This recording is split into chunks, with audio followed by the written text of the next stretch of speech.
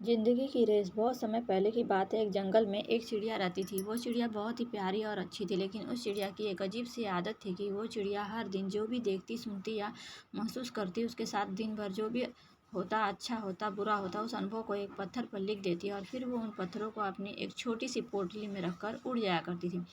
ये उस चिड़िया की आदत बन गई थी और उसे इस चीज़ में मज़ा आता था। वो सोचती थी कि अच्छी बातें याद रखना अच्छी बात है, जो कि सच में मेरी नज़र में भी अच्छी बात है। वो चिड़िया सोचती थी कि बुरी बातों को कहीं लिख लेना चाहिए, अपने दिल में नहीं रखना चाहिए। शुरुआत में उस चिड़िया को मज़ा आ रहा था। वो रोज़ पत्थरों पर अपनी बातें लिखती और उस पत्थर को अपनी पोटली में रख कर लेती, लेकिन जैसे जैसे समय बीतता गया उस चिड़िया की ये आदत बढ़ती जा रही थी। हर दिन पत्थर जमा करने की वजह से उस चिड़िया की पोटली में बहुत सारे पत्थर जमा हो गए थे और उसकी वजह से उस चिड़िया को उड़ने में दिक्कत आने लगी थी और उसकी उड़ान कम होती जा रही थी। उसने ध्यान में नहीं दिया और पत्थरों का भार उसके शरीर से बढ़ रहा था। उसकी ये आदत धीरे धीरे उसे शारीरिक और मानसिक रूप से थका रही थी। कुछ दिनों बाद उस चिड़िया को चल पाना भी मुश्किल हो गया था और एक दिन ऐसा आया कि वो चिड़िया उसी पत्थर के बोझ तले दबकर मर गई। वो चिड़िया जिन पत्थरों को यह सोच कर जमा कर रही थी कि बुरे वक्त में वो अपनी लिखी हुई यादों को याद करके संभल जाएगी, उनकी यादों को उसने जान ले ली। तो दोस्तों, इस छोटी सी कहानी से हमें यह सीख मिलती है कि चाहे यदि अच्छी हो या बुरी,